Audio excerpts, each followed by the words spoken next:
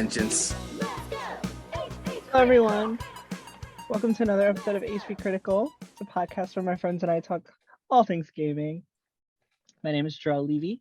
It is pronounced Levy for those of you who have been pronouncing it wrong. Now you know. And I am here with Brandon. Hey guys, how you doing? And Kelly. Hi guys. And Gabe. Yeah, hi everybody. And a very special guest, one of my favorite people, Sterling. Hi, very glad to be here once again. I think I've been here 3 or 4 times now, and every time I'm still like a kid on Christmas. Like 10 minutes before we were hopping on the call, I was like changing my shirts, I was like combing my hair. I was like, what do I wear? Should I ask Jarrell? Like, what do I do? But it's all good. You look I just beautiful. love it. Thank you. Your hair's always on point, I must say. It really is. It really is. I'm gonna straighten my hair and grow my beard out and then say that we're brothers. And anyone who disagrees is racist. So let's hop right into some gaming news for the week. I would usually ask you guys how you're doing, but it's late. We got a lot. But I don't give a damn. So I was gonna say that. I was actually gonna say I don't give a fuck how y'all are doing, because I know you're all doing wonderful, because you're leading beautiful, fulfilled lives, and nobody wants to hear me talk about happy people, because when my life ain't happy, I don't want to hear that shit. What I do want to talk about is that Microsoft is quietly discontinuing all Xbox One consoles at the end of 2020. That's crazy. What? I was able to get a 1S, so I'm good, I guess. Yeah, so they're only selling Xbox Series X's and S's. They're discontinuing the Xbox One, and at the same time, Sony is also building more PS4s in 2022 because people just continually cannot get their hands on the PS5. So yeah, it's 2022 and we're not getting Xbox Ones, but we're still getting PS4s in production. How do you guys feel about that news? That's crazy. I can't get my Xbox One X, the Bone X. That's crazy. Enough of this in Microsoft. Oh, the X-Bone. The X-Bone. Yeah, the Bone X, or that's how. There were so many nicknames associated with this Xbox One thing. It's just, anyway, getting to my thoughts on how I feel about this. Yeah, it's kind of crazy that they're hard committing to this when it's still very difficult to get said consoles. That's a lie. Well, Series S is I've seen in the wild. Yeah. Series X is, on the other hand, I ain't seen a single one in the stores yet. Now they're everywhere in Canada. Yeah, they like are Series S's? Yeah, every 2 days, Wario64 is tweeting out Xbox that they Series have X more available. Series X's. Yeah. But it still may be a bit pretty soon. Anyway, I'll let someone else talk before I continue. That's what happens when your consoles don't sell. You can afford to not create any more old gen consoles. But this is okay because they don't make money off their consoles, so it's fine. I don't give a fuck. Yeah. I would stop selling that shit too. Fuck y'all. Y'all ain't gonna buy it. Fuck y'all. I'm not gonna sell it. Fuck you guys. Go play a Series X. Like, I don't give a fuck. Go get Game Pass. That's all I really care about. I don't give a shit where you play your games as long as you're playing. That's what they're saying. That's pretty much become their mentality, which is like, more power to you. That's working for you. It's going pretty well. Yeah, and then everyone's Sorry. Going to the Sony side of it though, like them still manufacturing PS4s to a deal with the PS5 shortages that are going on right now. I've been seeing a notion being thrown out online recently, pretty much in the last 24 hours, and I very much agree with it. On the surface, it's a good thing that PS4 is still available for those who can't get the 5 yet and just want to be able to play games. That does mean that we're going to be seeing some more cross-generation games for a little while yet. They said we were going to see them anyway. Sure, but it might go. But it might go. Are not PS5 exclusive. No, they're not, and maybe a while before we get like a serious deluge of them until it's easier for people to get PS5s. But we'll see. Looking at you, Final Fantasy VII Remake Part 2. What a bitch. Right? I think Brandon brings up a good point though. There is like a hard contrast between Microsoft and Sony, right? I could be wrong, but I'm pretty sure at the time of the release of the PS4, they were still manufacturing PS2s. I'm pretty sure. It was like, oh yeah. Like, and again, like Gabe said, it just goes to show the sales difference, kind of, which is funny, but Yeah, I think another thing to take into consideration is what they're going to do going forward with that player base, right? Like every console generation, they have to restart. They have to convince people to buy a new console. They have to, you know, only so many people can get the games on that console, while so many people have PS4s still, right? Mhm. And I think that's going to be a big thing going forward as to, like, because I don't know. I guess what I'm saying is it's very telling that, like Jarrell said, we're gonna get we're gonna get the PS4 and PS5 releases simultaneously. Like people are gonna keep releasing their games on PS4 for a while.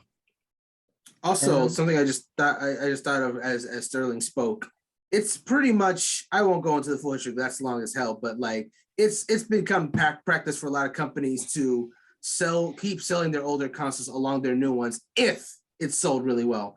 Microsoft discontinuing Xbox One, that makes sense because it sold okay. It wasn't like definitely one of their best selling consoles. So all toward the future. Nintendo sure as hell didn't keep selling Wii U's once that Switch was out. They couldn't get out of there fast enough. Man, Sony in the meanwhile, they've had a reputation for keep selling old PlayStation consoles because PlayStation consoles have always sold well. So it doesn't make sense for them to be like, well, next console's out. Fuck you, old console people. They just, they know they got the player base, especially with the PS2. That was like, I think that's still historically the best selling console of all time. That's why it stayed around so long. What actually struck me the most about this is the fact that it says that they stopped selling them, or they stopped producing them in 2020, like 2 years ago. That's crazy. Yes. Like, and no one, they knew no 2 one years ago, realized. like we're not gonna keep this shit up. But I mean, we also knew that consoles are not lucrative for these companies until they break even, which takes a lot. And you know who's stupid? Oh, I did. Do you know? Oh, All right, so Logan Paul spent $3.5 million on a box of fake Pokemon cards. So there's that. sick.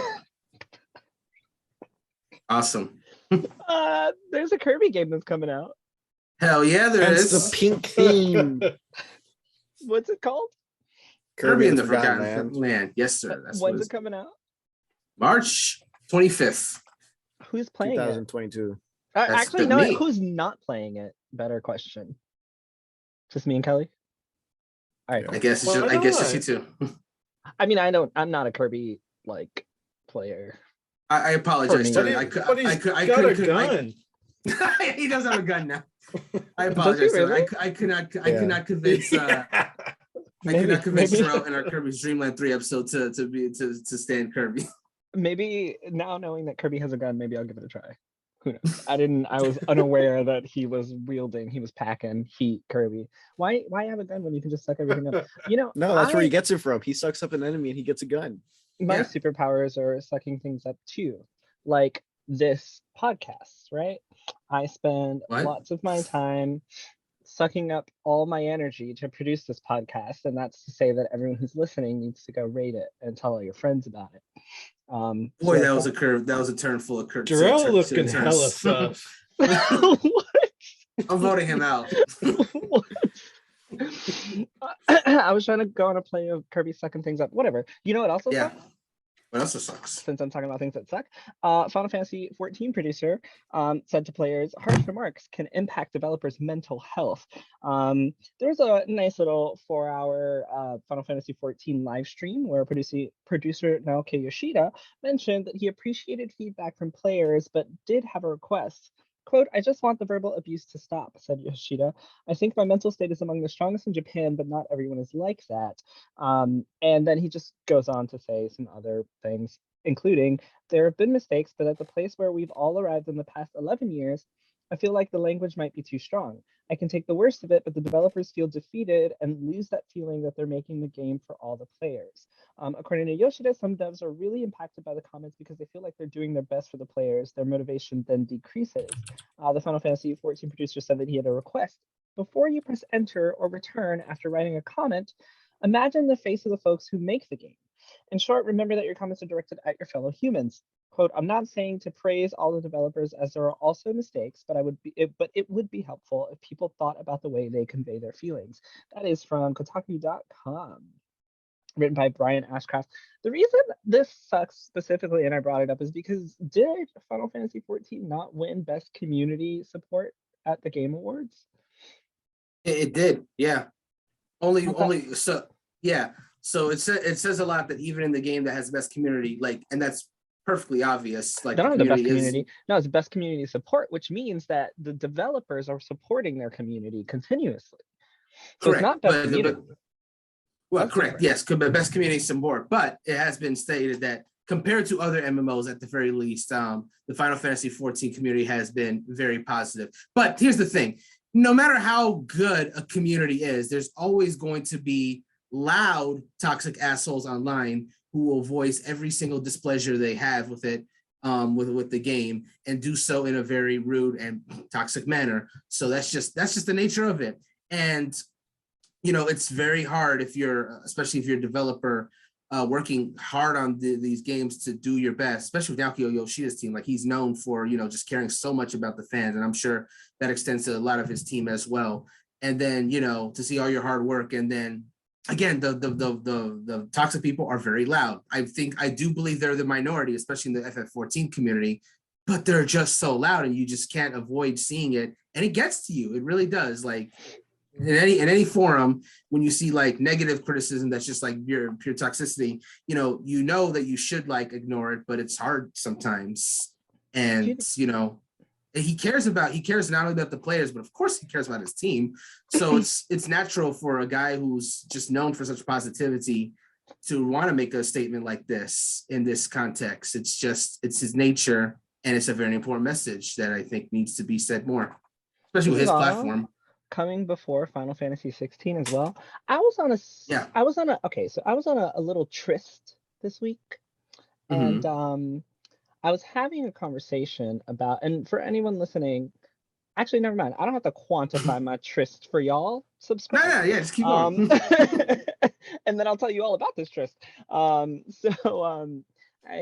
had a little tryst this week, and the conversation was kind of about, human emotion, human decency, the way we treat people.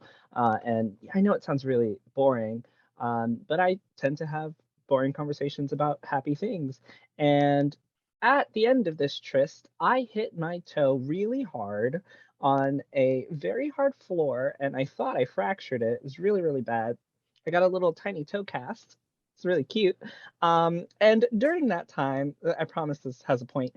During that time, I sat down and played Final Fantasy XIV. I have made it to Endwalker. It is one of the best games I have ever played, and I'm literally still in the beginning of this game.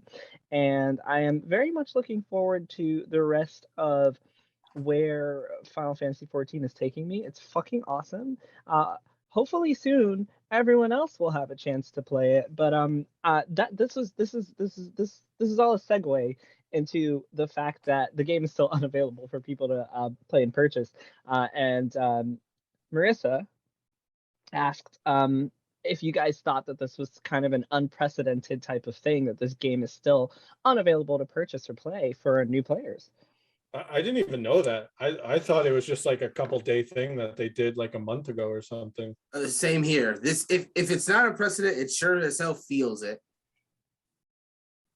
It's just from sales, right? Like they said, they couldn't keep up, right? That's sales and advertisements, everything that we had talked about in a previous episode, which if you haven't, you got to go back and listen.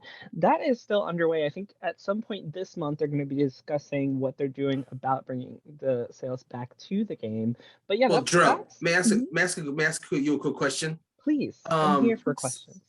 Since we are now, as of this recording, in the 13th of January, and you stated that sales of the games have that's where we're at. And you stated that the game sales still suspended. Compared to when Endwalker released to you just said you were playing a little bit of 14 earlier. How has your experience? Has it felt better? Have you still been having like long wait times to get in, or how has it? Actually, yes, it's been so much better. So before, okay, on a Saturday, I literally logged in a Saturday morning and did not play all day.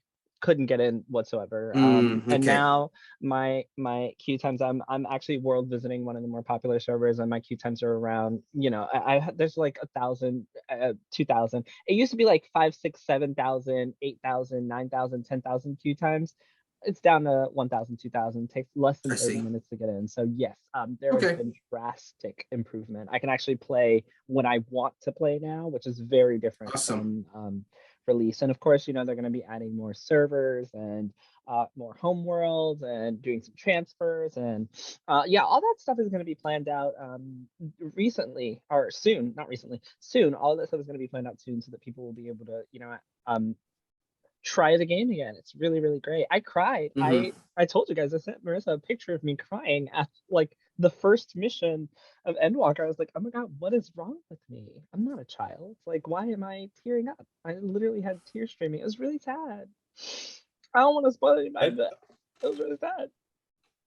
I'm I sad. just I think feel- it's I cool feel- because like when a new game comes out, right? Like everybody or like the community kind of bonds together through that game, especially when it's big games like this. But the thing with an MMO, and I've only played like a bit of Final Fantasy 14 back when like it was a big meme and people were talking about the free trial and stuff like that. But when you play it and you see all those people in the world, it's like you feel like you're a part of something, which feels weird, right? Like it feels like you're a part of not just a community, but like this pivotal moment in kind of gaming. And it's really cool to be a part of. So I guess what I'm saying is it kind of sucks that people can't get into it by Oh no, it even really buying the does. game. Yeah, it really does. Yeah. You know, when I was on yesterday, speaking to that point, when I was on yesterday, I was looking for a group to do a raid because my friends don't play anymore, and I didn't have anyone to do this raid with, and so I went to the look for party option, and it was really great because I go in and I'm like, okay, let's see like who's recruiting for what. There's this whole channel that's just like girls only. Come hang out if you're a girl that's playing Final Fantasy 14. There's this whole channel that's like LGBT plus and allies. Come hang out here.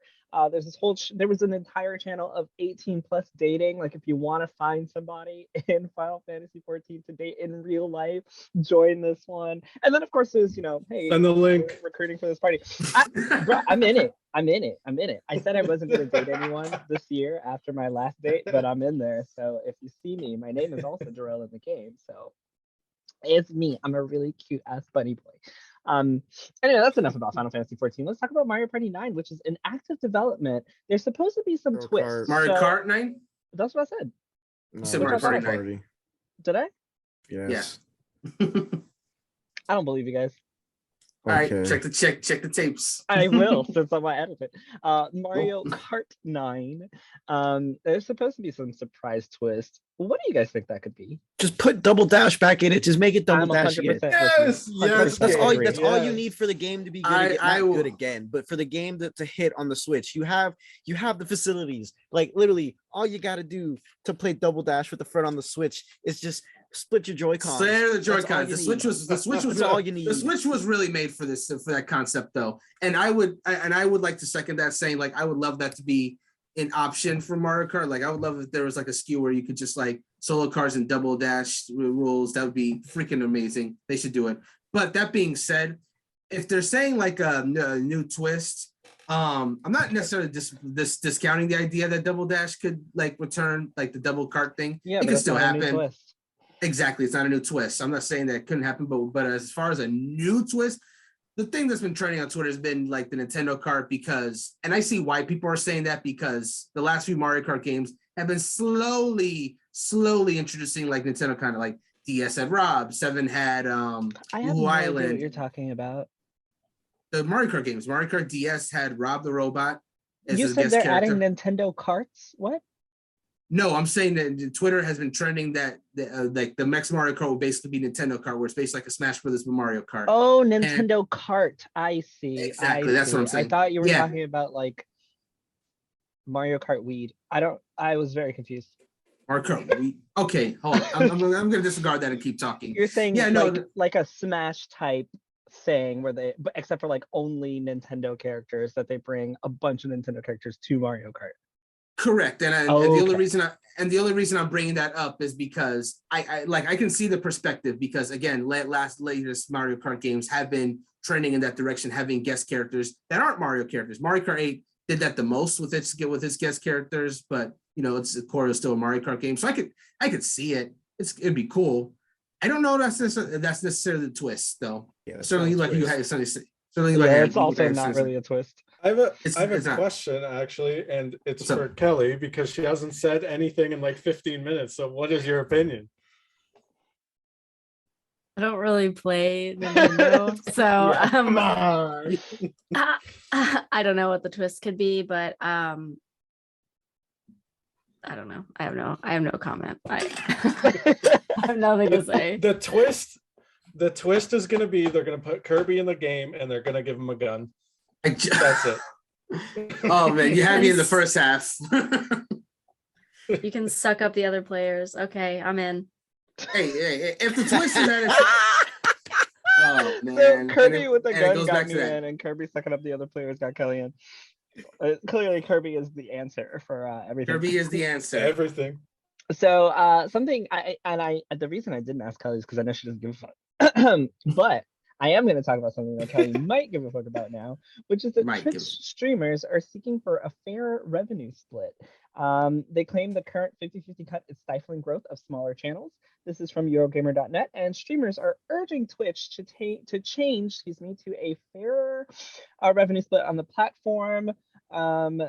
At present, the Amazon-owned platform offers a 50-50 revenue split with streamers on subscriptions and has a $100 minimum payout. It's clear from the votes on user voice, almost 20,000 at the time of writing this, that streamers are keen for this change. The suggestion for Twitch to increase the sub-split and lower payment threshold has now received more support with over 12,000 votes, as I mentioned.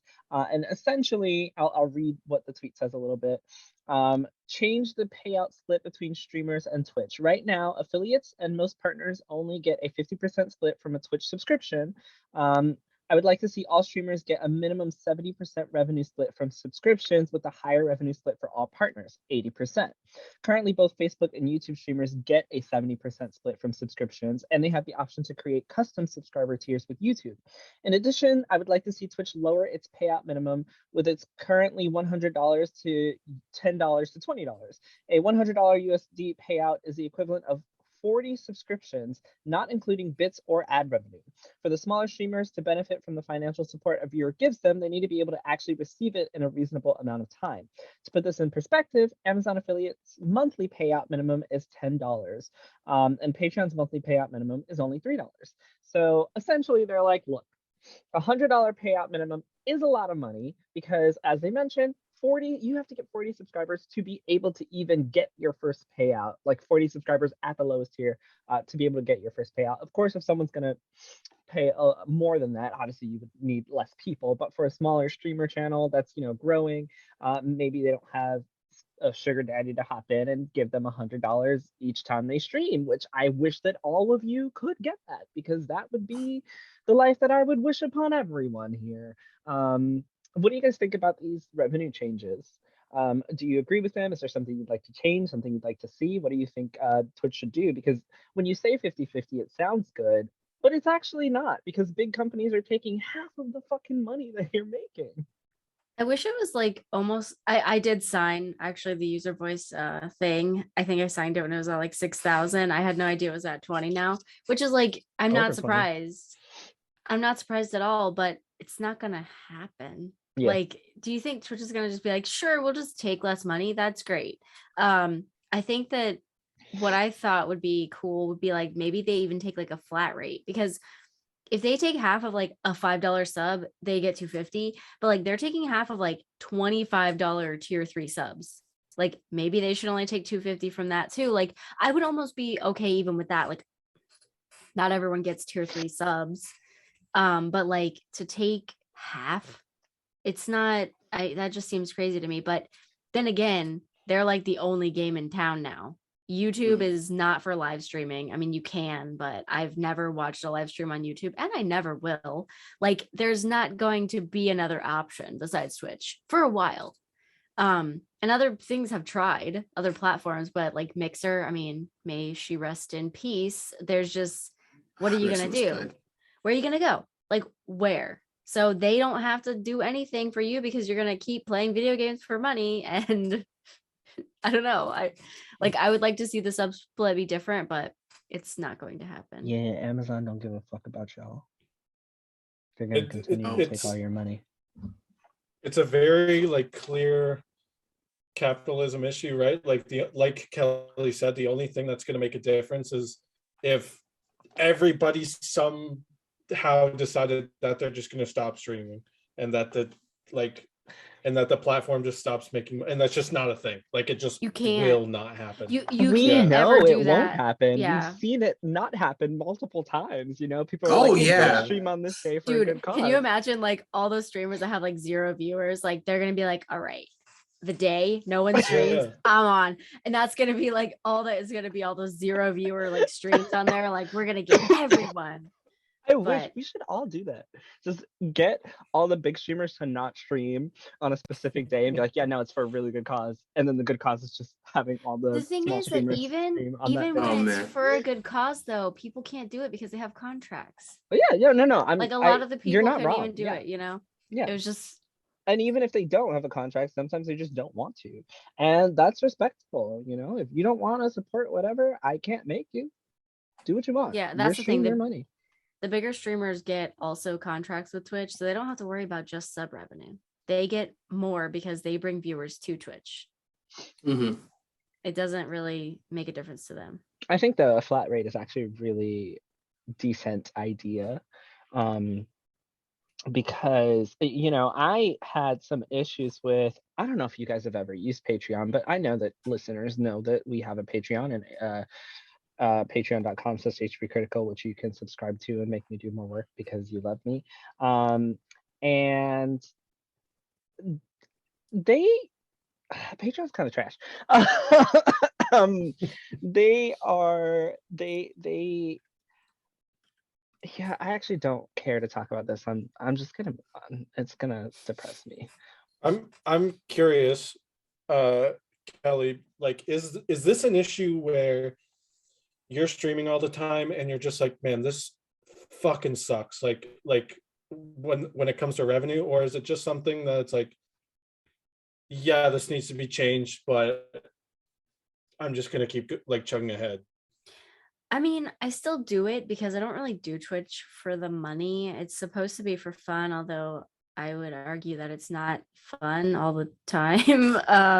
I don't, at some points I've needed the money, and I was streaming like because I didn't have a job, and it would have been really helpful. Like for them to take half of the revenue is a lot, and sometimes I felt like I was doing so well, and then like, oh, you made $50 that month and you streamed for hours and hours and hours, and literally I would be doing like jump scare screams and everything. So literally I'm probably taking years off my life for like $250. You know, it's crazy to me. But yeah, I don't really need the money now, so it's a little bit different. But I feel like for people who do need it, like that sub split can make a real difference. And I feel like if I got more money, I'd probably stream more, although I have like 1 subscriber. So that's what happens when you don't stream ever. You know, it's like I'll use HP Critical as an example for this as well, because we have our own Twitch stream, right? We don't necessarily do it for money. We do it for community events, right? Like we do it for outreach, etc. And Brandon loves it, and he's really great at it.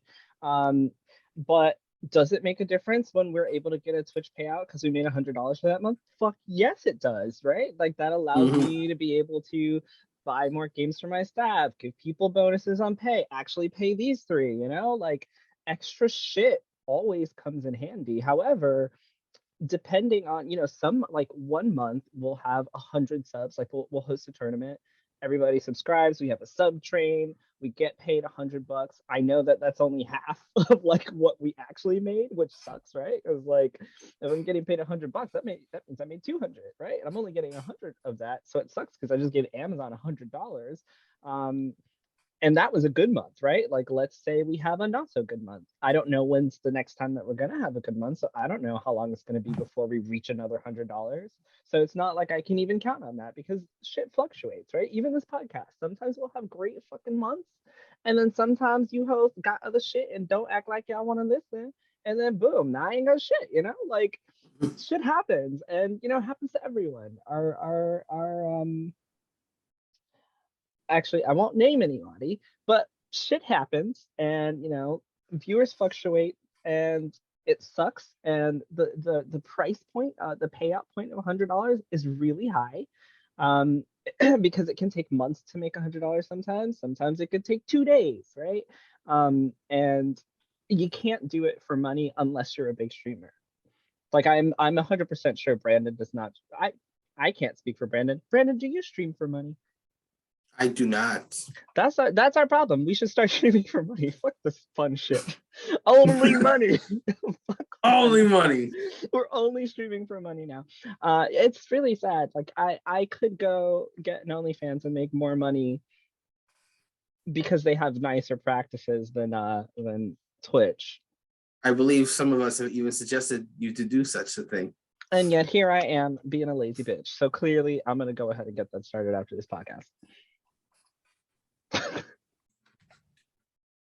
So I will say one more thing about this. I know I was done. I know I said I was done, but I always go back and talk more shit. Streaming is Go for also it. a lot of work.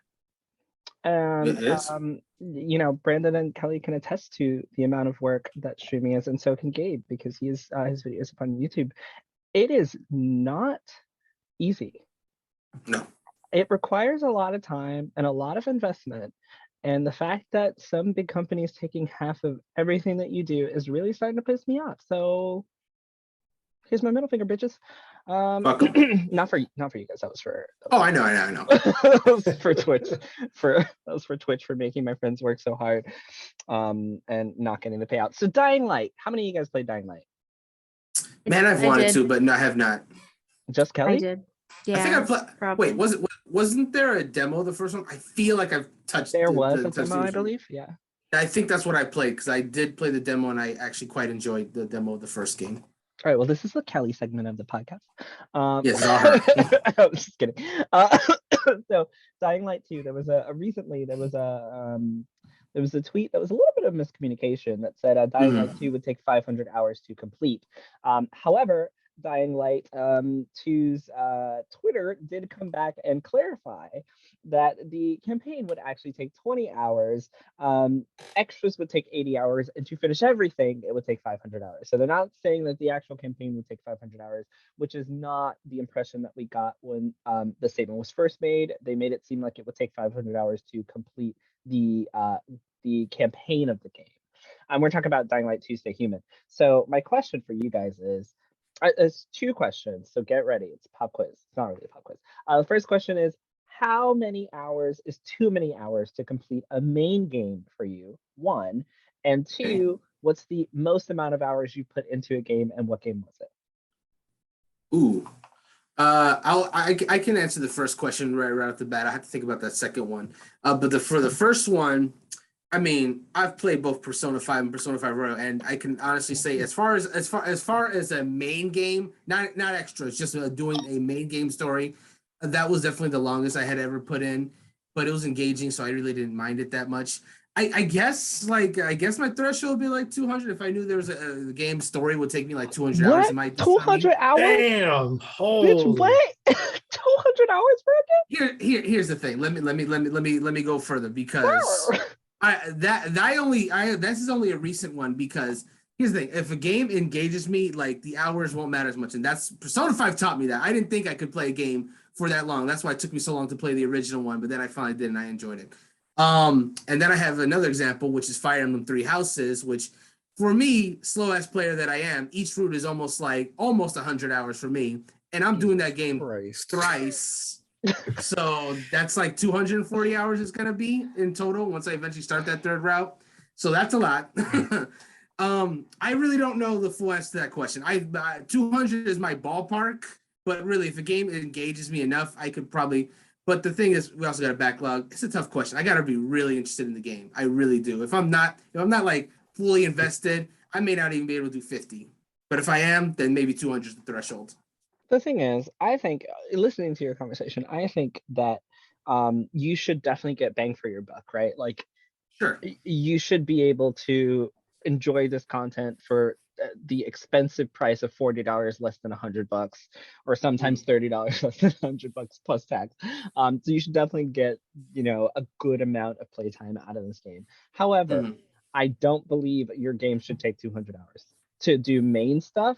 To me, that is asking for a lot of time for someone who has a 40-hour work week, who, I don't know, might be married, has kids, has a relationship, has to deal with other things.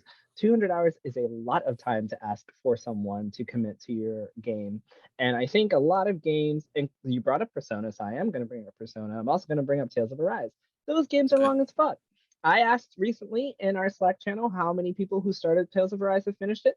None of you fuckers finished it because that shit long as fuck. I thought I was almost done 40 hours in, and I was told I'm not even halfway. And I was like, well, this shit got to be put on the back burner because who the fuck has the time? Like, things are constantly happening. Things are constantly coming out. And I get it. JRPGs are really long, and they can be really engaging. However, when your game is too long, I said I was going to bring up Persona. I mentioned this on Sterling's Memory Card Memoirs, which you should go listen to if you have not. Brandon and I were part of that podcast. And I specifically said that there is a point of burnout in that game because that game, the regular Persona 5, is just too long. There's a point where it's like half of this shit could have been cut out. You can't keep going. There's a point where a lot of people stop playing and you might not pick it back up. And that's the problem with games that are over 100 plus hours. Sometimes, I'm not saying every game. But Brandon, even I know that you took a break in Persona 5 because I finished it before you. And even Marissa, who's also in love with that game. Like, everyone was in love with it, and I was the only one who finished it because everybody stopped around the same part because you guys were just like burnt out. You had to move on. Things had to happen. So I think that 200 hours is a ridiculous amount of time to ask for someone. Even 80 hours. I think, how many hours did I say this was? 50? 20. Okay, see, I think 20 to 30 hours for your main campaign is a decent amount of time to ask people. And then they should be able to invest up to 500 hours if they want to. Like, my most played game is probably still Pokemon Sword and Shield at like almost 600 hours. And obviously the main campaign does not take 600 hours. However, I really, really enjoyed it. I was able to get through the main campaign, and then I can go back and play and enjoy what I want to. And I think that's how games should be. I love Octopath Traveler. God fucking damn it, it took me forever to finish it because, oh my God, it is a long ass game. And it's just long. And because of it, I had to take a break. And, I took a break on Bravely Default too. 20 to 30 hours would be my answer. I'm talking too much. What about you guys? I mean, I don't want to spend more than 50 hours like to complete a main story. Like, I'm never gonna, honestly, if I play a game for 50 hours, that's a miracle. I never do. Probably my most played games, I know I have like 200 hours in Final Fantasy 14, and I played that for such a short time, but I was like so committed. That's probably one of my most played games. Phasmophobia, I've got about 200 hours. I think maybe Call of Duty Advanced Warfare, I have a few hundred hours, like Star Wars Battlefront, stuff like that. But that's like, I would never spend 500 hours in a game. I would just be bored. Nothing keeps my attention for that long. I mean, nothing, not anything. I can't even imagine. Nothing at all. I think one of my favorite games actually, what lengthwise, was Resident Evil Village. I feel like that was like 20 hours. And that's why great. That's why I love horror games, because you're not gonna play 40 hours of something that's utterly terrifying. Like Outlast, it was like 15 hours, and that's all you can take. Yeah. And it should take about 6 hours, but it took me 15. No, I mean, of course, it took me 1 hour to realize I couldn't get through it. So like, it was way too scary. Wait, you tried to play Outlast? The very short story of this is that Outlast was free on PS Plus a long, like, years ago. It was free on PS Plus, and I just got PS Plus. It was and I thought that I had it, so I went to go download it, and I ended up buying it by accident. And I was like, how the fuck did I buy this game that I already owned? Because I was trying to download the free version, but I accidentally bought the game. And so I was like, well, I spent money on it. Now I don't have a choice. Like, I have to fucking play this game because, like, y'all took my fucking money. Like, fuck you guys. It was a really, really big mistake because holy shit. When I found out, like, the perspective and, like, you have to turn the camera on, and I was like, okay, this is already scary. I got, like, into the building, and, like, in a hallway and I couldn't play it again. Yeah. Did the door slam? Yeah, I would. that was it. I Okay, was like, that was nope, it. I can't play this game ever again. Literally, and that's not even like it gets so much worse. But the door slam, I jumped because it's if you didn't know what it was, it'd be one thing. But like everyone knows that game is like super terrifying. So of course you're going in like, oh God, Already oh God, scared. here Yeah. it comes. And then the door slams, you're like, oh Jesus. Mhm. Honestly, you're lucky you didn't get like maybe like a little bit deeper because there's like a real like scare like right after that. It made, I mean, it was pretty bad. Sorry, I don't have spoilers. the like bladder control for things like that anymore. I'm old. I will legit pee on myself and be real mad, and then write a letter to the developers about how I peed on myself because their game's too scary. And then they're gonna be like, "Bitch, don't play it." And I'm like, "You're right. I should have not done this to myself. I apologize." And that's how you handle situations, Naoki Yoshida. You tell them, "Bitch, don't play my game. Shut the fuck up. If you mad, don't fucking play it." Why? It's so popular. I can't even sell it. So fuck you guys. That would just be my response, and that's why I'm not a game developer. Gabe or Sterling, if you still remember the question, I'd love to hear your answer. Okay, go ahead. So to me, it depends on the genre of the game, how long it should be. I like, again, for like, not to put Brandon to shame, and I'm sorry about this, but whereas it's taken him, how many hours did you say for 3 houses? 80, but I'm not ashamed of that because I take forever on games anyway. So How? it's taken him 80 to do Brandon does one take route. a long time. To do one route. I've done 3 Yeah. houses. I've done 3.5 routes in under 90 hours. Sounds So about right. What? yeah, What? I after See, I don't even trust you, bro. 3 routes in less than 100 hours? bro, Don't trust I you. will I believe it. I will pull this up. I didn't say I um, don't believe it. I 'cause said it I was don't after- trust you.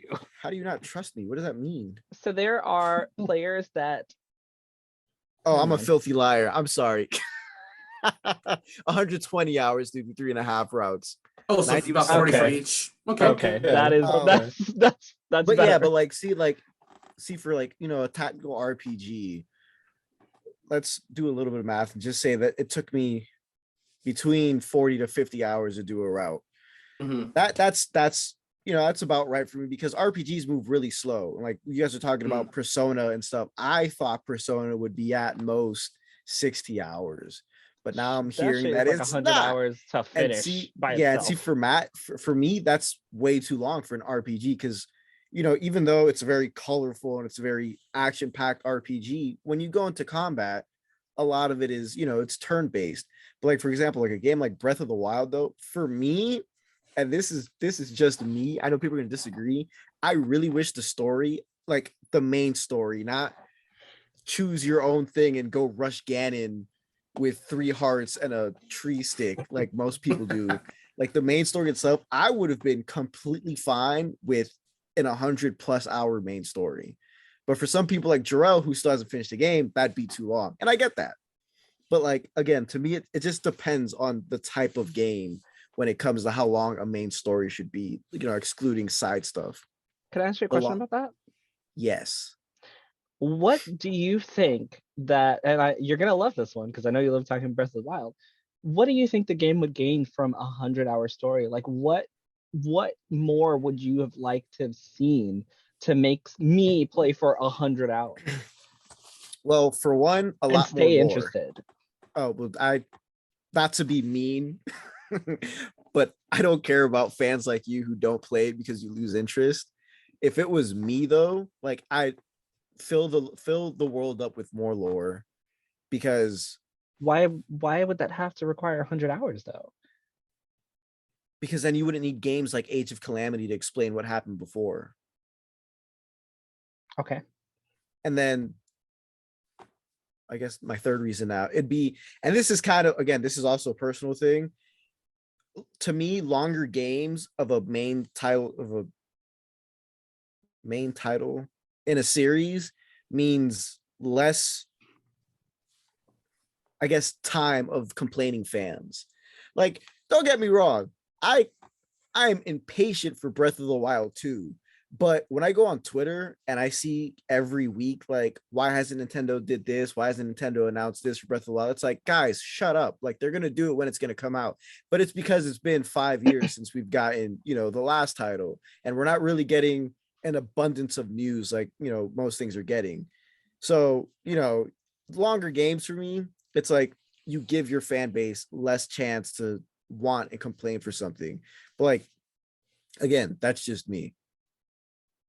And then So wait, I'm curious. You're saying if the game is longer, then that gives fans more things to do in between releases? in a way, yeah. It But gives isn't them more Breath- things to do, plus side, the side quests and all that Yes, stuff. I'm going to say what Sterling's about to say. Isn't Breath of the Wild like the most replayable game on the planet? Like, it's open as fuck. You Like, make your own literally adventure. fill it in with whatever you want. I So think why do you need 100 hours? Also, why take away the ability to?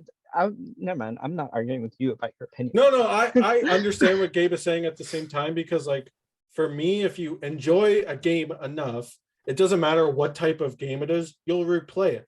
So if Breath of the Wild was way more story focused and had like side quests and all this lore and stuff that Gabe wants, then of course people are going to replay that aspect. But I think the main thing with that argument is just people are always going to be hella fucking impatient. So yeah.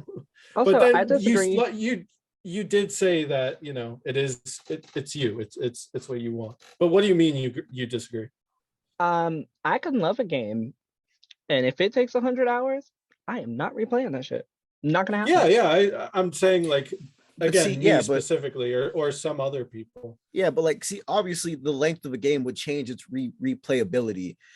To be fair, most of the people that replay Breath of the Wild are people that really like the series. Like, if I'm gonna be honest, if I didn't like The Legend of Zelda as much as I did, that would have been a one and done game for me, because it requires a lot of moving around. It's a big map. It's I'm not gonna lie, it's kind of an empty map.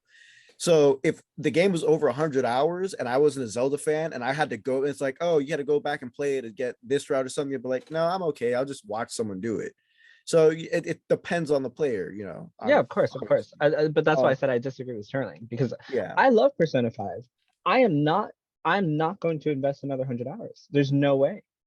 I can't. Like, I physically cannot do it, no matter how much I love it. There's way too many games to play. 2, that's asking for a lot of time. That's why I was asking this question, kind of like, if it was a 20-30 hour game, yeah, I might, maybe then I might consider putting 15 hours into something I really enjoyed. But ain't no way Jarrell gonna replay shit. I don't think I've replayed one game maybe, and I didn't even finish it the second time. Yeah. But that's just. And then to answer the final question, the game that I have the most hours in is Super Smash Bros. I have 1,395 hours. I think that's my one? answer as well. Which Super one? Smash Bros. Ultimate. Okay. Yeah.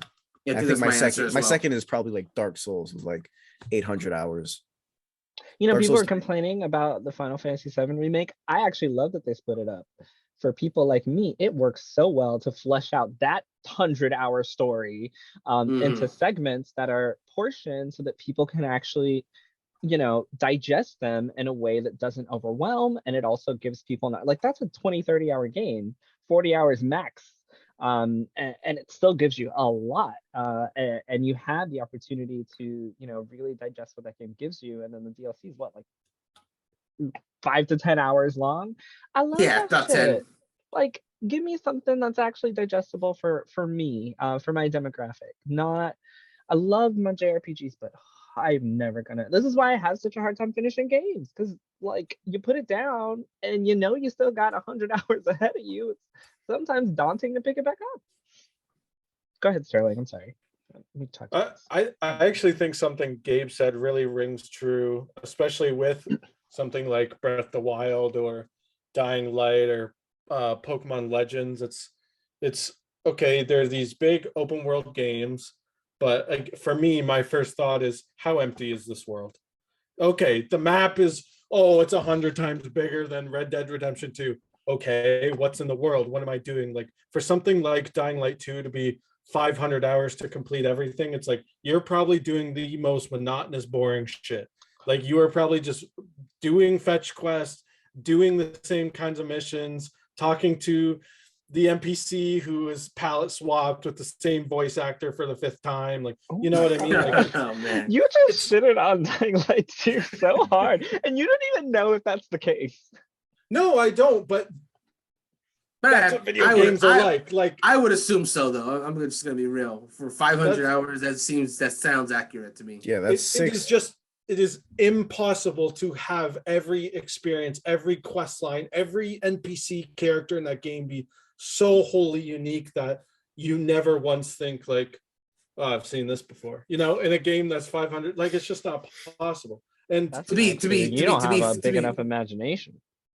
Oh dear. I To don't. be fair, It's not imagination though. It's just going off history of video games. Yeah, like it's just- Skyrim is a yes. perfect example Hey, of that. things are going It's forward. the same- You guys are talking about the past. This is PlayStation 5. Skyrim This is is the Xbox past, the Series present, and the future. X, okay? yeah, that's Game true. development is That- moving. That game doesn't Yeah, die. you're not wrong, actually. I will shut up because you're not wrong. I was just gonna say, More like, Skyrim. in regards to Dying Light 2, like graphics said like 20 hours to do the story, 80 to do like story and extras, and then 500 to do everything. I feel like again, 20 is a very good length for just the main story stuff, and I feel for someone that just wants to just do a little bit extra, I do think that 80 is a good length for extras. And to Sterling's point about saying that to do the full 500 hours sounds like the most monotonous thing, I can totally see doing the 80-hour option to be actually probably quite fulfilling, because I feel like at least to do it 80 hours worth of the side quests, those side quests are probably like well crafted and unique the enough. story and the main side quests, like I'm sure they're interesting. Like I'm sure it's a good Mhm. game. I'm just saying after that amount of time, like even Yeah, then it's like, Like- get a flag at this specific zone and get 50 of them, something like that. yeah, and it's to me it's just the curse of open world games. Like Sure.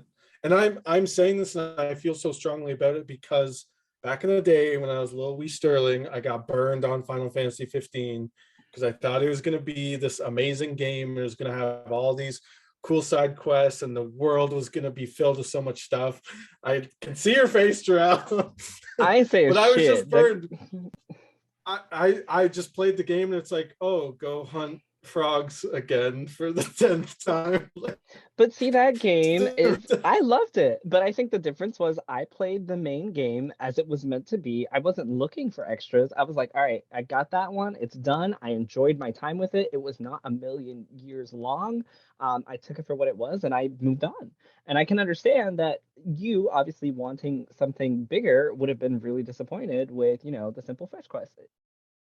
It was, to me, with a game like that, because again, it came out in 2016, a time when all the rage was open world games. And Mhm. that's what they advertised was like, look at the big world, look at the car flying, look at like going out in the wilderness and killing all these cool monsters. And it, you know, obviously a big thing too was the Broman ship story and the journey and stuff like that. But that's just what they advertised. That's what they advertised Dying Light 2 as, like, look at this reactive world, look at all the things you're going to be doing. So And story. it's just yes. Reactive And that's what I story. mean. That's what I mean by, I'm sure the 20-hour story is really good. I'm sure the 500 hours that there's 100 different things to do is probably pretty monotonous and boring. Mhm. Like, but at the end of the day, it just depends on how much you like the game, as how much you're going to enjoy spending 10 hours or 500 hours. Again, I kind of agree with what you said, Jarrell and Kelly. Something like 10-20 hours is absolutely perfect. I think horror games are the perfect length. At the end of the day, I'm a hypocrite because I love JRPGs. And I just checked I've put 300 hours into Three Houses and I'm playing a new playthrough again. So yeah, why is being a gamer so hard? Yeah, you know, JRPGs are in their own category, and it's, Straight up, honestly. they're long as fuck. That's but I just, that's if what you I like them, you like like. them.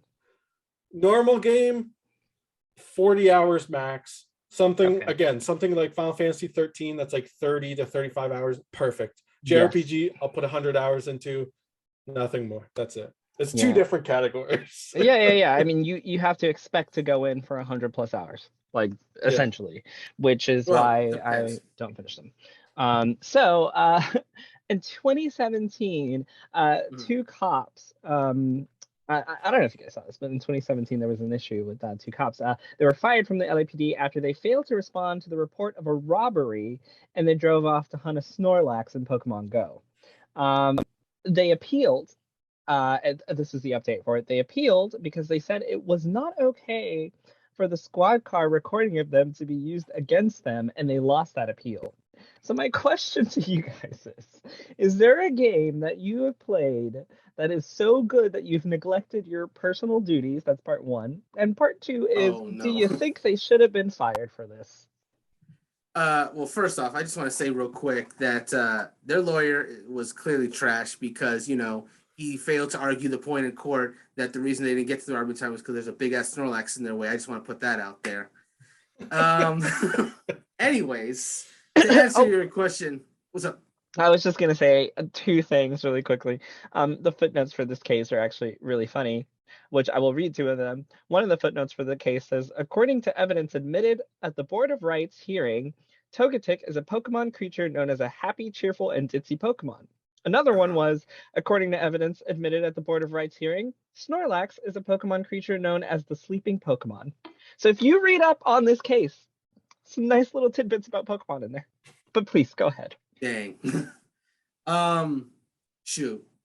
I would say I would definitely say Three Houses has definitely made me feel like not working at times because I just wanted to complete. No. The question is there a game that you've actually neglected doing something important to play?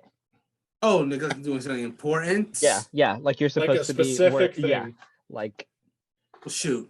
You're gonna have to come back to me then. I gotta think about that. I hope my mom doesn't listen to this episode.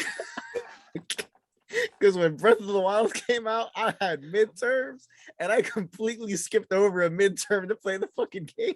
oh my god. I sat there, I woke up that day, I was like, yeah, more Breath of the Wild. Then I looked at my emails, it's like, get ready for the midterm, it's at this time. I looked at it, I was like, you know what? Screw that. And I put my foot, my brother was like, yo, you're not going to school today? I'm like, absolutely not. He goes, but it's midterm week. I was like, okay.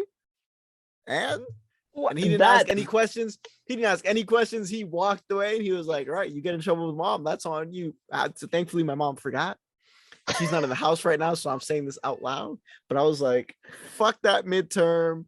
I hate that class anyway. And I played Breath of the Wild. That is the proper answer to this question. Gabe was typing up the email to his professor like, oh, I guess I can't come in. I was like, professor, I'm not going to the midterm because I'm deciding to stay home. But I was like, let me not, because that might get me in more trouble. And then also, what game was this for?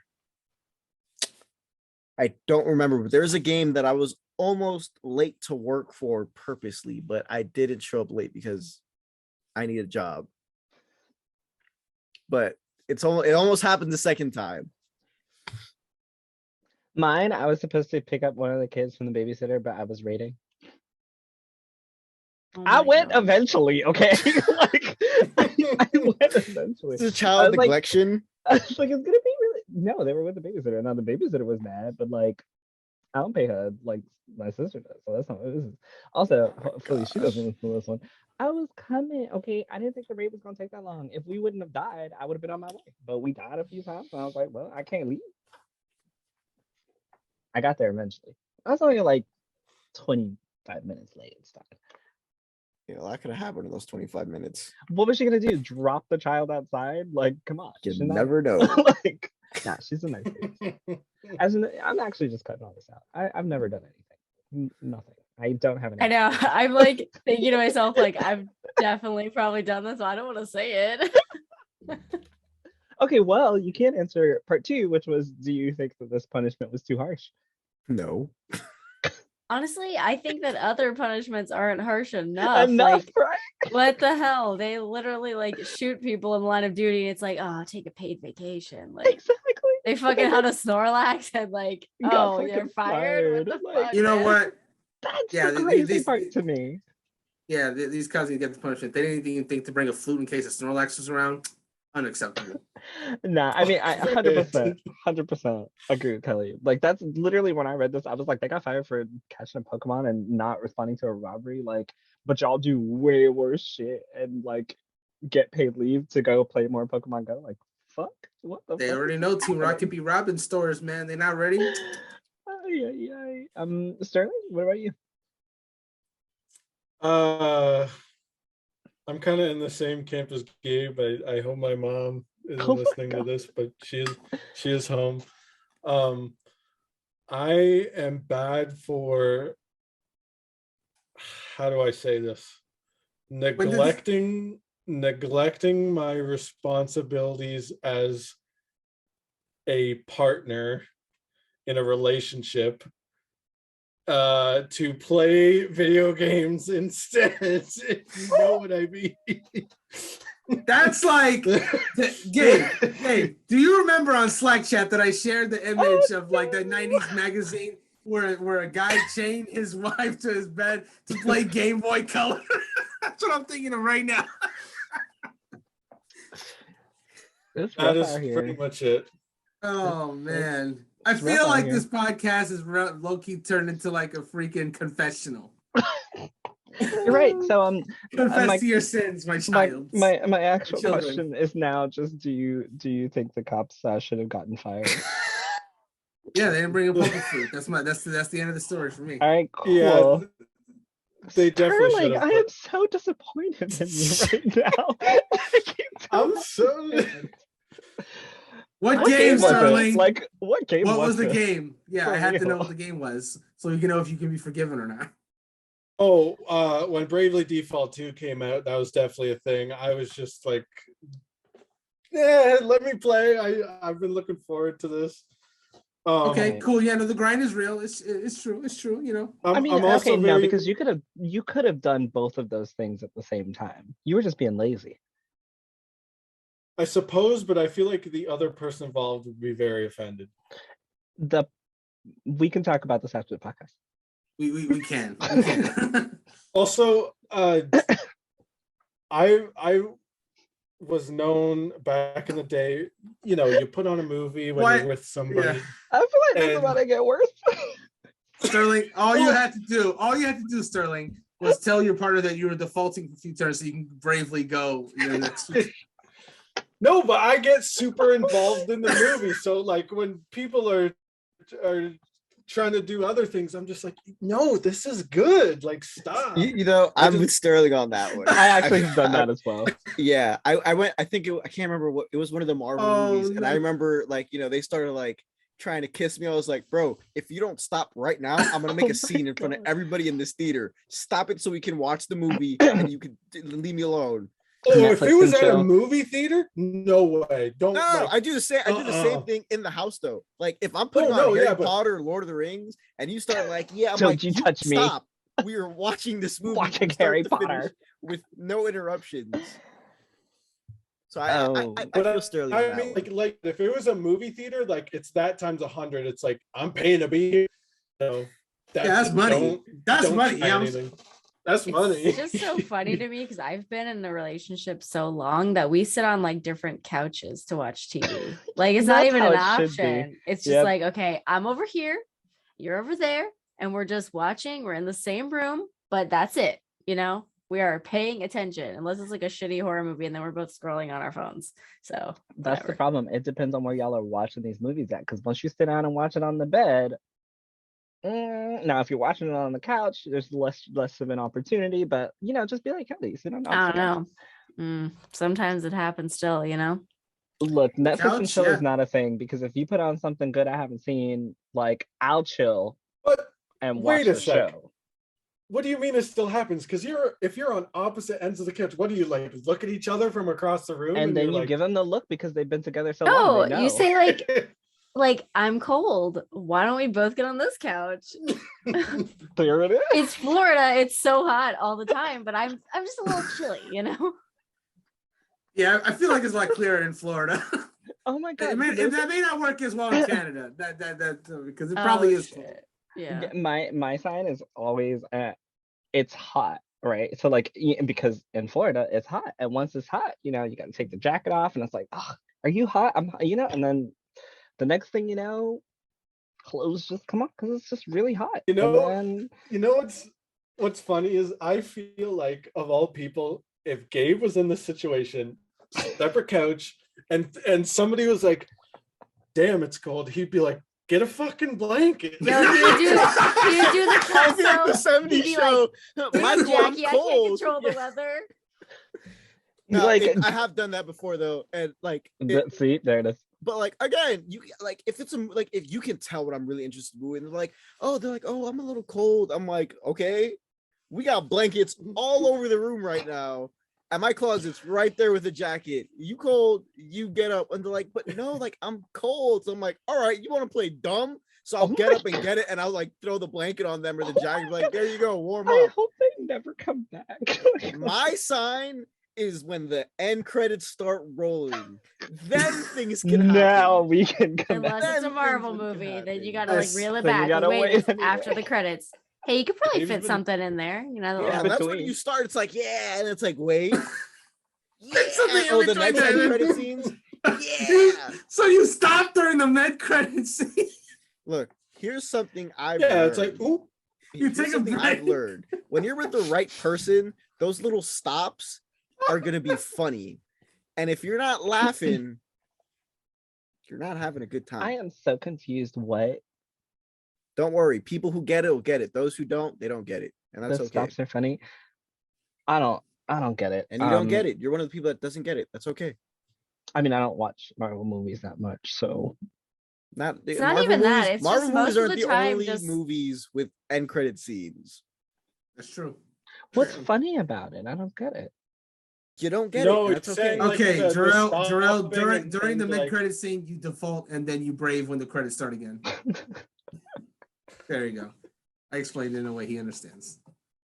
Anyway, I'm very sorry. I derailed this so hard. You I'm really so did. sorry.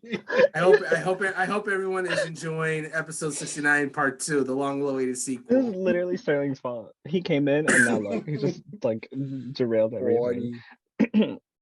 Anyway, I literally lost where I was. So while I gained my bearings again, mid podcast, what you guys been playing lately? Quickly. Radius Attorney, Pokemon Shining Pro, and Final Fantasy 12. There. Smash, Battlefield 2042, Pokemon Brilliant Diamond, Demon Souls. Halo Infinite and Animal Crossing. What? I'm shocked to hear that latter one. What? I played it a lot. I feel like you guys, I mean, I'm friends with you. I thought you'd see me on there. I'm never on, so I am, but either I'm at work where I can't check online, or if I'm at home, I'm just like playing. I'm like, oh, Yeah, people are online, cool. wait, I mean, you every played now also and then, every every now and then I'll check, but I guess I just miss do you you still every time. not like it though? Like, is it just like a busy work type of thing? Yeah, it's like if I want to play a game, but I don't actually want to put any effort into anything. That's fair. That's a niche that Animal I- Crossing can fill sometimes. Yeah, no, that's what it is. Like, I want to play games, but I don't want to like try. So, like, I don't want to play fucking ranked Halo Infinite. So it's like, okay, well, I'll play something that requires no brain power at all. Animal Just Crossing. literally chill. Like that's. I mean, that's what it kind of does. what it's for, yeah. Sterling, what about you? What have you been playing? Never mind, you already answered actually, didn't you? Yeah, I've been playing Fire Emblem Three Houses, Slay the Spire, and Don't Starve. So LEGO has suspended the release of Overwatch 2, their Overwatch 2 set, amid the ongoing Activision Blizzard controversy. Yes, Gabe? I really thought you were going to say Lego has suspended the release of Lego Star Wars: The Skywalker Saga. Oh. And I was going to lose my shit. So I was like, when did that happen and how did I miss that? No. They've announced that they were indefinitely suspending the release of the Overwatch 2 Titan set, initially scheduled to launch on February 1st, in light of ongoing concerns related to the Activision Blizzard workplace culture, which is described as a breeding ground for harassment and discrimination against women, which we've already talked about. Mhm. So I'm not going to go into this too much. I just wanted to know, do you guys think this is the right move from LEGO? Because, I mean, it's LEGO. Are you surprised by this? Like, what are your initial thoughts hearing that? I thought Right. whenever you said they delayed it, I thought you were gonna say because Overwatch 2 isn't fucking out. I didn't I mean, think it's you were never coming out. So like, why would they even have it being released if Overwatch 2 is not even there's nothing, there's literally nothing. Like, is there even a trailer? Like, I don't I feel there's I f- multiple trailers Okay, from like well, years ago. Every time they try to, yeah. hide more stuff, they Yeah. just post another I f- trailer or show something else. I feel like because of how popular Overwatch was, Lego saw, oh, Overwatch 2 was announced. That means it must be coming soon. Let's get this in production. Oblivious, Lego doesn't know how these video game things work. They saw Overwatch 2 was announced and they assumed that means it was coming soon, which is how it normally is, but we all know the circumstances behind why Overwatch 2 was announced as early as it was. So, I mean, even if it's not coming out, they did show a lot of the concept art of the Overwatch 2 characters, like what they're going to look like in that game. And then we do have cinematics, which they can build off of. So there's definitely content for them to build off of for Overwatch 2. But as far as, contracts go and decisions that are being made about what they're releasing and what they aren't, do any of you have any initial impressions on hearing that they're indefinitely postponing that due to the lawsuit? Question is that legal? Are they allowed to just be like, hey, we're not going to release your stuff? Yes. I mean, they're doing it. I mean, yeah, but at the same time, it's like maybe Lego's doing it, and even though it's a breach of contract with Activision Blizzard, they're like, look, we make enough money that we don't care. But I feel like in this kind of situation, it would be up to Lego because they have a licensed product, but they wanted to license it to have Overwatch stuff. I don't think that Overwatch commissioned Lego to release it. Yeah, but that would just be like Lego wanted to do it, although I know nothing about it. I'm just saying that's what it feels like. That I makes will more tell you sense. that this says in its climate that Lego has now, they opted to suspend the release of its Overwatch 2 Titan set, saying it's currently in the process of reviewing its partnership with Activision Blizzard, given concerns about the progress being made to address continuing allegations regarding workplace culture, especially the treatment of female colleagues and creating a diverse and inclusive environment. Lego says the Overwatch 2 Titan set's release will remain paused indefinitely until it has completed its review. This move is perhaps the most decisive public action we've yet seen from a major company since allegations of Activision Blizzard's toxic work culture first surfaced last year, which is very interesting because we also do have, we had that moment where Xbox, PlayStation, and Nintendo all came out and said that this is a really bad thing. They all made statements condemning Activision Blizzard, and yet they haven't personally done anything about it. None of them have.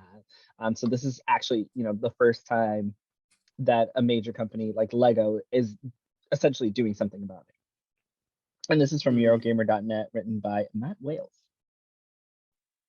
Good on Lego for putting the brick down. Something that, good pun. Something to go off of that is when this all came out, when like the big story broke about this and the lawsuit and everything. Am I misremembering this where like every big gaming journalism publication like said they were going to stop reporting and talking about Activision Blizzard games? Was that not a thing? Yeah, no, that was a thing. I saw several websites don't they still do it? Like doesn't IGN and stuff still talk about these games all the time? You have to be specific about who said they weren't going to do it. Okay. Because not everyone said they weren't going to do it. Because if you look at anything to do with SEO, like the top thing is always Call of Duty, right? And I just thought it was cool because one of the publications I work for, JumpCutPlay, whenever they're doing pitches or talking to the team, talking about things they can write, they always say, this is what we're writing about. Then at the very bottom, it's like, absolutely nothing about Activision Blizzard. And it's like, it just feels nice that, some people are sticking to their guns, but as things have gone on, I wonder if people have kind of kept with that in the same sense. But I mean, there's also a stance because like what we did was essentially we're not posting anything promoting any of their games, but I did say that if there's some development on the cases or something related to it, then yes, we are going to write about that. And essentially this could be that, right? This isn't promotion of Overwatch 2. This is saying, hey, this shit is still not done. Not only is it not done now, an actual partner is really pulling out. So it depends on whether you think that is promotion for, Activision Blizzard, or whether you think it's covering it completely or not. So I do think it depends on the article. But it also goes to show that, a company like Lego, one of the biggest companies ever, are taking this hard stance, right? Or at least in the background, they're taking the business approach of this stance. Meanwhile, we had the biggest night in gaming, the biggest stage in gaming, with Jeff Keighley, for him to say something, and he just gave like the vaguest statement about abuse not being okay, and we have to call it out. When He gave the people what were like, statement? Vegas. the vaguest statement, like he just said like, "Oh, what's so funny?" Make fun of your accent. Here, I here's- thought your here's accent was something adorable. different. I'm sorry. No, What I just thought his accent? accent was adorable. The way you say Vegas is just really cute. I'm sorry. You made I me just broke blush. him. I'm sorry. It was just really cute. Yeah, he was just like, oh, You're breaking up for me a lot. Yeah. Abuse is never tolerated in the industry, and I'm sorry. Is it Oh, good now? it's better. What about It's now? just frozen. Good. Yeah, your face is frozen. Oh, there you go. Now it's there. It There goes. it is. Yeah. All right, sick. Yeah, it just sucks that he couldn't, name names and kind of call a spade and just tell it like it is, right? Well, But again, sorry, no, go. I was just gonna say, if anyone wants to know how we actually feel about that, you have to go back and listen to the podcast, because we don't all agree with Sterling. Really? Oh, he didn't even fucking listen. Look at that. Damn. No, I don't mean to extend things, but what do you mean? Well, you got to listen to the podcast and find out. What, you can't At just least say give that, us an then move on. episode number. First of all, I don't remember what fucking episode number it was. Okay, you just gotta listen to all of them. Eventually, you'll get to it. Eventually, you'll get there. Eventually, you'll get there. But what are you saying? That like, We can't talk that- about it right now, Sterling. We really can't. why It's- not? What the Well, fuck? one, because it's after midnight and I still have things to talk about, and this podcast Oh is my really God. long. And two, y'all just gotta go listen. But I will tell you after the podcast. Okay. I'm sorry. Anyone else on the Lego? I think Gabe, you were the last one. Did you? No, I made my joke already. Wow. Yeah. All right. So, how many of you guys are Attack on Titan fans? I am. Let's go. Okay. Well, I'm not here to talk about Attack on Titan. Please don't So- talk about that stupid PSN, the Call of Duty skin. Please don't. That's exactly what I was. Please. Oh. So I was gonna say, how do y'all feel about that Levi skin for Call of Duty? Because people don't seem to like it very It much. looks like shit. It looks terrible. I don't care. I Bro, really the don't. haircut on the character model is so that's what ruins Very it for me. Everything was fine. The outfit looks good, but the haircut, bro, I looked at it, I was like, if Even he those would- blades didn't look too if bad. he But would- that's what it looks like. That's what it looks like. Yeah. That's what it looks like. If someone walked into my school when I was in middle school or high school with that haircut, I would have made fun of them their entire life. That's so bad. Oh my god, the skin what is looks great. so bad, and it's the haircut 100%. Like the model just looks garbage. It looks There's no way to sugarcoat it. give your All heart's right, and well- soul to the cause. Now I know how y'all feel about They that should one. have stuck him in Fortnite. Man, that would have been better. Would have Put been a better Levi because in in Fortnite? also like in Fortnite, you get they always put in like a little gadget along, like Spider-Man. You can do you can. Oh do, man, the web- ODM webbing. gear and Yeah, you can do the Fortnite. ODM gear and zip your way through things. No, they decided to put it in fucking Call of Duty where the shade, the whatever, it looks like shit. So Riot Games is taking a very interesting approach at trying to grow their business. Shouldn't they worry on not being toxic first? I'm sorry. The Levi thing has me. No, please go ahead. And this is from PCGamer.com. It says, quote, the team must buy into Riot's 5-year plan. which is explained in a blog post with a number of perplexing statements such as, our games will work together to continue listening to players. The gist is that Riot is restructuring, changing its compensation model, and giving employees equity in some way, opening new studios, and working on new games and other media. Riot will also require employees to return to working in an office for 3 days per week at some point in the future. So let me tell you guys what this plan is all about. They're essentially going to be paying employees 25% of their salary to quit if they aren't convinced by the new direction that Riot is taking. And one change that may inspire some employees to take the deal is an eventual return to in-office work for 3 days a week instead of a 5-day work week. They will pay, like I mentioned, employees 25% of their annual salary if they quit now. Where applicable, they will employees who accept the offer will receive 3 months of subsidized health benefits, and they won't forfeit upcoming benefits either. And as mentioned, it says that Riot isn't trying to cut costs by thinning its headcount. According to their CEO, Nicola Laurent, they're trying to grow the business, and they want to just make sure that they have the right team of people who are highly motivated. The buyout program for Riot employees who want to leave already exists in a more limited form.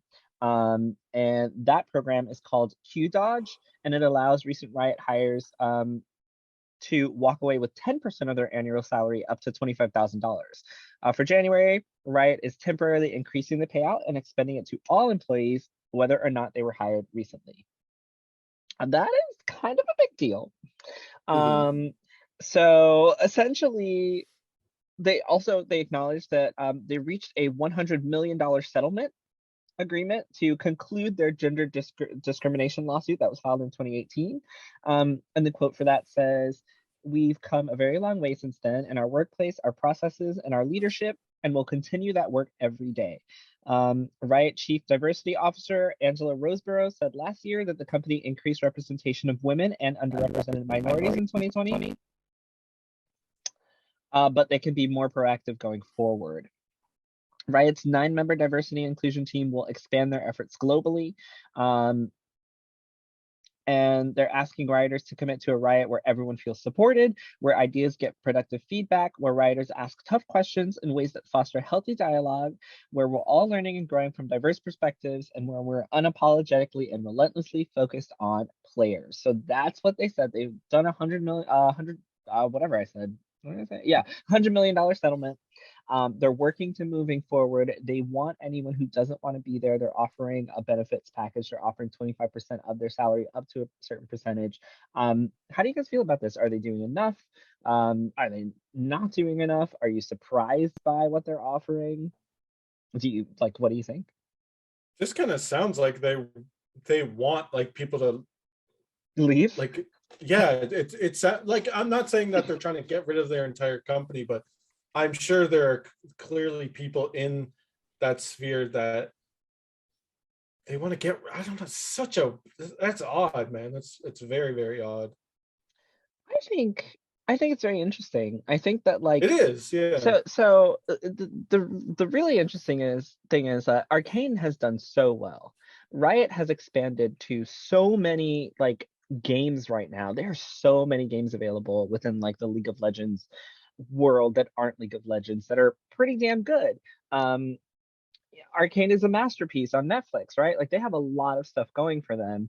And I think it's very interesting because if you have people that are a part of this, but for whatever reason may not feel comfortable about it, maybe because of the discrimination lawsuit or whatever the reason, I think it's really good to have an incentive to not stay, because I think a lot of times people will stay in a company because they feel like they don't have another choice.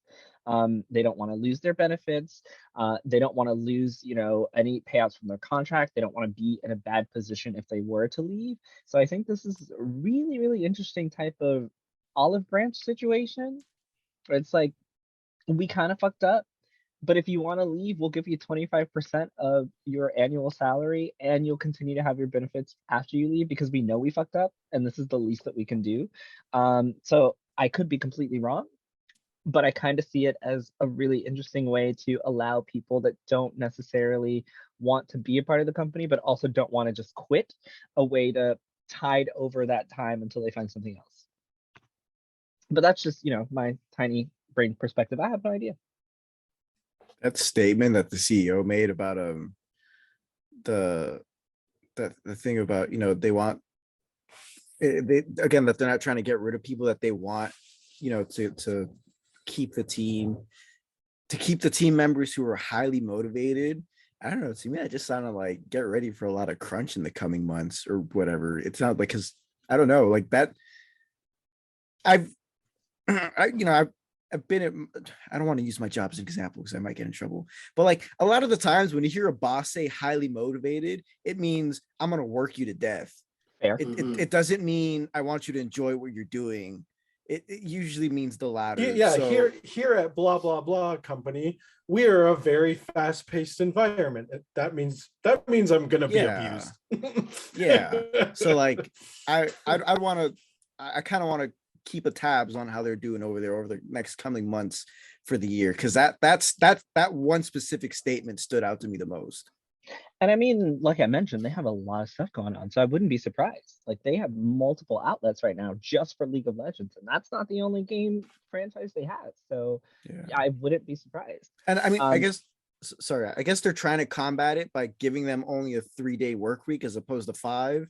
You know, you get 3 days of backbreaking work and 4 days to be off, but that's, again, because it's probably going to be a back-to-back thing. You know, that's 3 days of just hammering it in at work. That's Also, but see, that's also an assumption. To be fair, that's also an assumption. Yeah.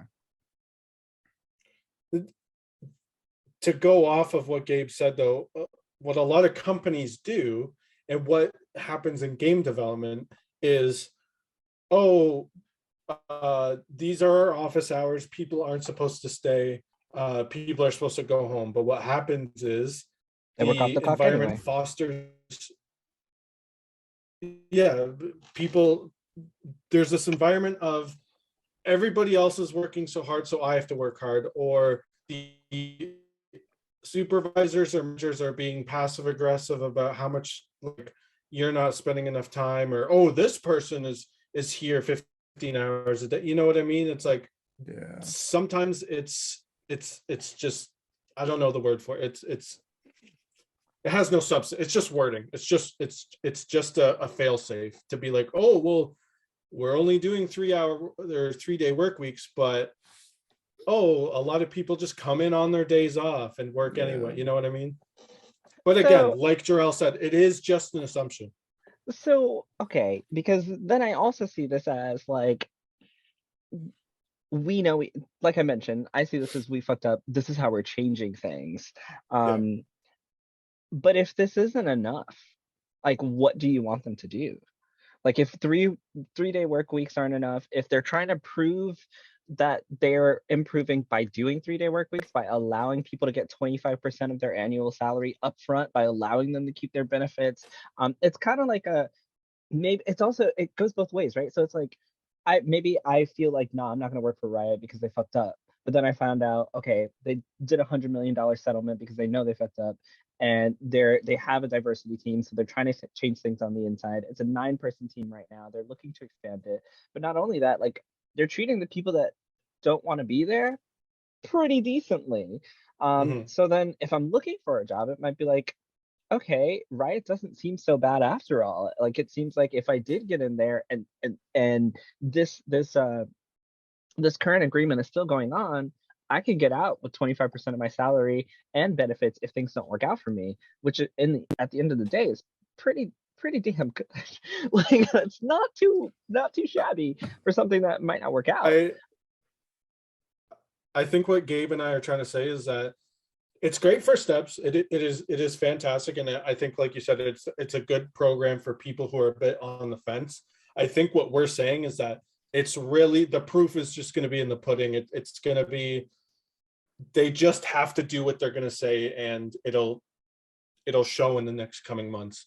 And the only thing that I think are keeping me and Gabe just a tiny bit pessimistic is that it's the gaming industry, and things like this happen to companies all the time, where things come out in public where they've done something bad and they say they're going to fix it, and it just doesn't, because the people who are in charge are the ones who, you know, made things so bad and they don't leave, like stuff like Bobby Kotick and stuff like that. Again, at the same time, I think you are correct, Jarrell. I think they are taking the right steps, and I think Riot, especially the things that they are putting in motion and doing, are incredibly transparent and good, which is what a lot of the game industry needs, is just more transparency.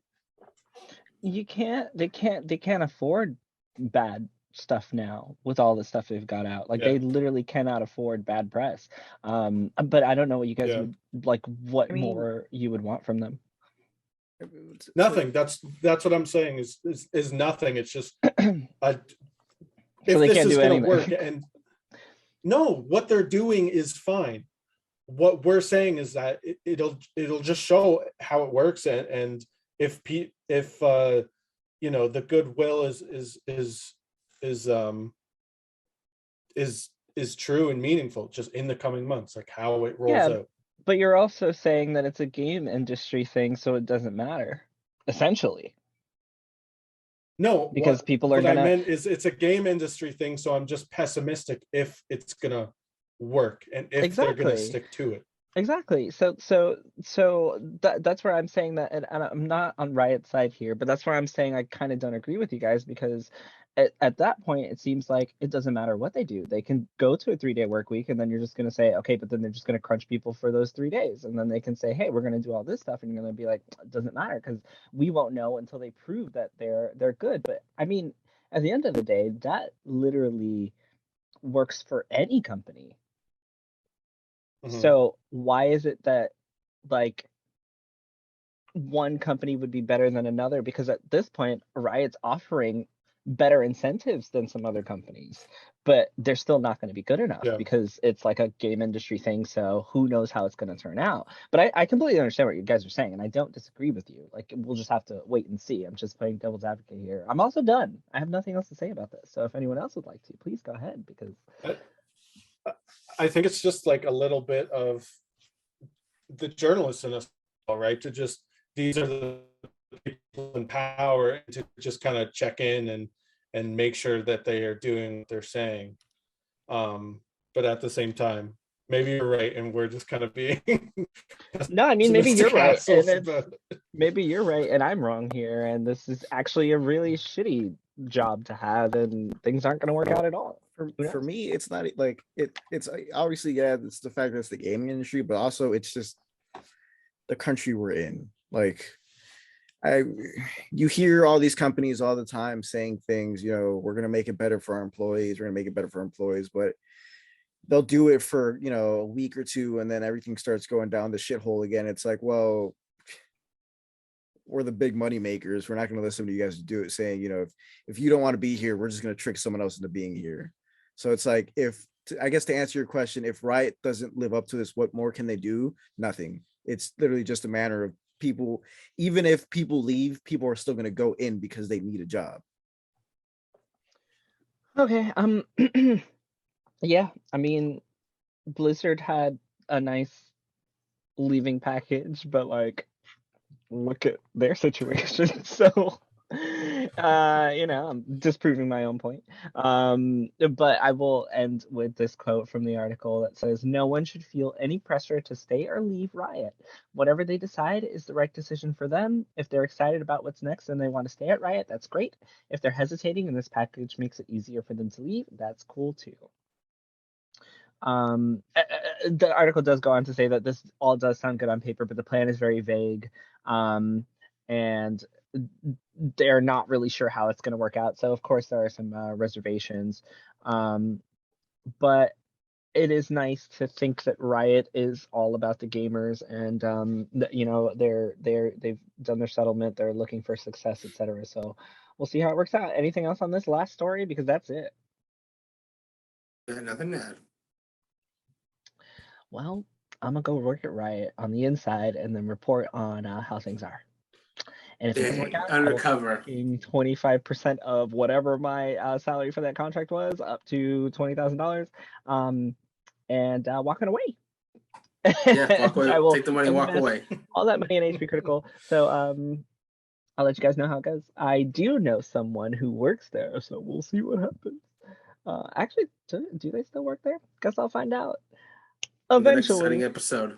On the next episodes. It's thank you guys. I know it's super late. I appreciate you all being here past midnight. You see, we love you guys. We're here past midnight. That's why you have to listen and rate and share because the bitch is tired as fuck. But I'm here for you all. Thank you, Sterling, for being our first guest of 2022. Every time you come, we have great conversations, even though they're derailed a little bit. They're great for entertainment. Can't wait to show my mom this one. Who? Thank you, Gabe, for all your wonderful opinions. And that nice little shot of your butt earlier when you got up. Oh, my bad. I'm very jealous. No, I'm very jealous. I am very jealous. Must be nice. Brandon, thank you for all of your wonderful video game knowledge. You continue to impart on me every week. It is just a learning experience every time, which I truly appreciate. I try my best to impart as much wisdom as I can. And Kelly, once again, thank you for being so supportive of HP Critical and showing up every week because no, you don't have to, but I appreciate you coming here. And when you are here, you always have some great things to say when it's relevant. So I appreciate that as well.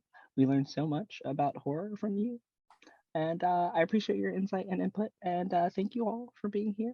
Thank you, Jarrell, for staying up past midnight when you got to go to work in 3 hours for doing this podcast. And thank you guys for listening. And I think that's all my thank yous. And shout out to everyone. No, I didn't know. Yeah, I think that's everyone. Shout out to everybody. That way nobody's excluded. I'm getting a new mic, so I apologize for the sound. And with that one, good night, everybody. Bye. Good night. Bye.